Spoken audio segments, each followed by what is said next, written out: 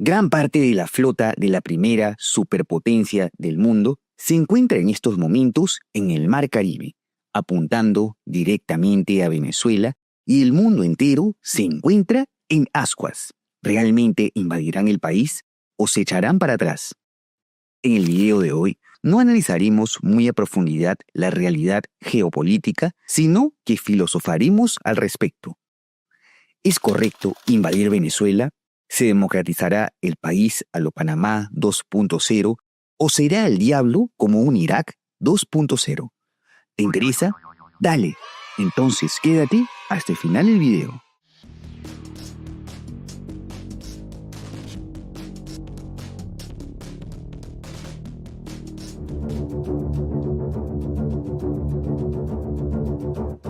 Si hay algo por lo que se ha caracterizado el tío Sam, es por tener un complejo del sheriff del mundo. En su condición de potencia hegemónica, intervenir en otros países parece su deporte favorito. El resultado de estas intervenciones, a veces bien, a veces no tan bien, a veces fatal. Veamos las más representativas, muy grosso modo. Para ser buena onda, comencemos con las que de cierta manera funcionaron. La más conocida, la de Panamá de 1989, en la que el dictador Noriega, acusado de crímenes y de narcotráfico, fue derrocado. Hoy en día, Panamá es uno de los países más prósperos de la región. En Granada, un pequeño país del Caribe, se derrocó en 1983 a la dictadura de Hudson Austin, tras la que se estableció una democracia y el país creció económica y políticamente con relativa estabilidad. En Kosovo, cabe recordar la intervención de 1999 de la OTAN, liderada por Washington, que consistió en un bombardeo a Serbia. La razón: prevenir una limpieza étnica en vista de que ya se está expulsando masivamente a parte de la población albanesa de Kosovo, y vaya que los serbios ya tenían antecedentes como los de la terrible masacre de Srebrenica. Si bien la paz no es definitiva, la situación hoy en día se mantiene relativamente estable. Ahora veamos la cara de la otra moneda. La intervención de Irak del 2003, que comenzó con semejante mentira y que dejó un país totalmente devastado, presa de señores de la guerra que continuaron desangrando el país por varios años más. Las intenciones de Estados Unidos se podría resumir en petróleo y bases militares. Algo similar ocurrió en Libia en el 2011, país que se encontraba bajo un régimen autoritario, sí, pero que era estable y próspero durante la era de Gaddafi. Tú sabes, esto de crear una nueva moneda que compita con el dólar, no le gustó mucho que digamos al tío Sam. Y si no me gusta, pues lo derroco. Las consecuencias devastadoras.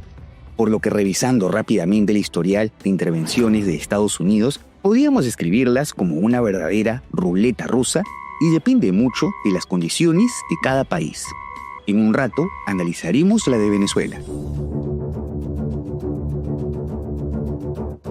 Como peruano que vivió en carne propia la crisis migratoria venezolana ya por el 2017, cuando veías a toda esta pobre gente huyendo, incluso a pie, en búsqueda de una vida digna, soy consciente del desastre que viene dejando el chavismo, instaurado en el país desde el 2002.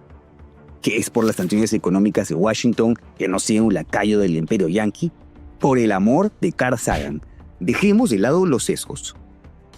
Las sanciones pueden dañar la economía, sí, y no podemos negar que el bloqueo al petróleo del 2019 fue fatal para un país que depende casi al 100% del oro negro para obtener divisas.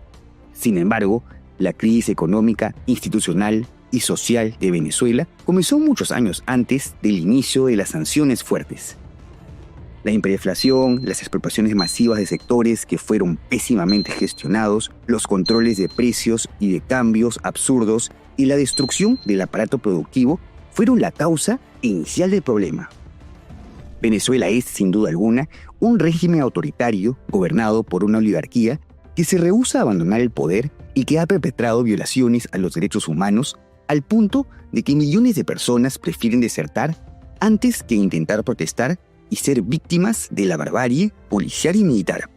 Y a pesar de la crisis, ¿cómo es que se ha mantenido el régimen chavista? Aparentemente, su principal fuente de dinero proviene de las drogas.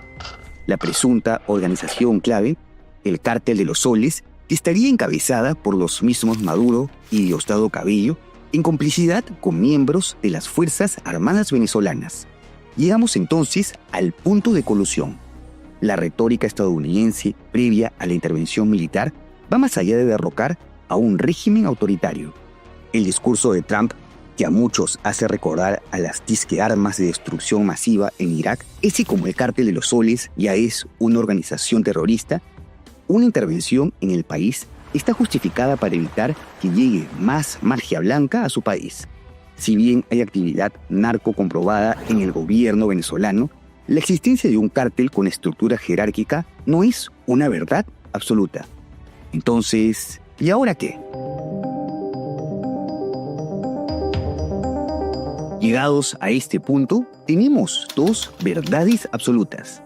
Estados Unidos es una potencia intervencionista que actúa en pro de sus intereses sin que le importe mucho las consecuencias de sus acciones y que el régimen chavista es el causante de los males de Venezuela.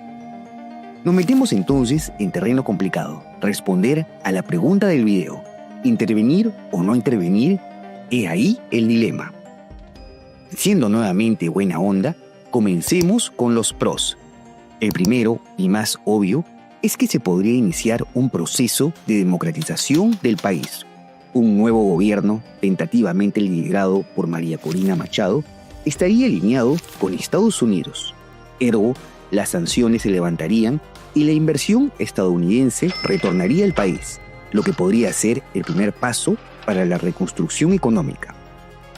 Sin el chavismo, más ineficiente y corrupto controlando los sectores clave, la producción también mejoraría. Y como una cosa lleva a la otra, muchos venezolanos decidirían regresar a su país, ya sea por temas económicos o políticos, solucionando así el otro gran problema, la tremenda fuga de talentos que también ha contribuido a la crisis. Todo muy bonito hasta aquí, pero no todo es color de rosa, mi querido Fons Lover. Para comenzar, si hablamos de legalidad, por más coño de su madre que pueda ser Maduro, una intervención en Venezuela sería una clara violación del derecho internacional. El problema con perpetrar la ley del más fuerte es que es contagiosa. No solo Rusia encontraría validación en lo que hace en Ucrania, sino que otras potencias como China podrían sentirse inspiradas por las acciones del tío Sam. Por otro lado, te recuerdo que toda guerra trae muertos, y no solo militares. Si fuese un país pequeño como Panamá o Granada, la operación podría ser rápida y casi sin daños colaterales. Pero Venezuela es un país de considerable tamaño y con ciertas ventajas geográficas como la cordillera de los Andes que podría prolongar las actividades militares, cuya duración sería directamente proporcional a la cantidad de muerte y sufrimiento en la población civil. Además, el chavismo no estaría del todo solo. Podría recibir apoyo armamentístico de Rusia, Irán, China o incluso de Turquía. A juzgar por lo que te acabo de decir, una intervención podría asemejarse más a una guerra prolongada como la de Ucrania que a una guerra relámpago como la de Georgia. ¿Más refugiados venezolanos? Parece que los 7 millones que ya se han ido del país no son suficientes. Ahora, pongámonos en el caso de que el derrocamiento del chavismo sea relativamente rápido. ¿Venezuela seguiría el camino de Panamá? En el país de la murga, el proceso de democratización fue sencillo porque no existían milicias en el país, ningún aparato ideológico radicalizado, ni grupos insurgentes, ni apoyo extranjero a Noriega. Y en Venezuela, lamentablemente, tenemos múltiples actores armados. Las Fuerzas Armadas Bolivarianas con altos mandos profundamente ligados al chavismo. Grupos criminales como el Tren de Aragua que podrían aprovechar el caos. La resistencia al cambio podría plasmarse en colectivos armados como La Piedrita, expertos en guerra urbana y dispuestos a defender la disque revolución bolivariana, y grupos narcoterroristas como disidencias del FARC y el ELN que comparten cierta ideología con el régimen de Maduro. Si bien no tenemos el componente étnico, religioso y sectario que existía en Irak, Venezuela no estaría libre del caos. Es decir, podemos considerarlo como un punto medio entre Panamá e Irak. Podríamos hablar de una transición democrática, pero sumamente complicada y en donde probablemente la violencia se extienda por un tiempo indeterminado, por lo que la estabilidad tras el hipotético derrocamiento del chavismo no solo dependerá de colocar a la Premio Nobel de la Paz y de levantar sanciones, sino de cómo se estructure la transición a la democracia, tomando en consideración la situación de un país con varias facciones con intereses diversos.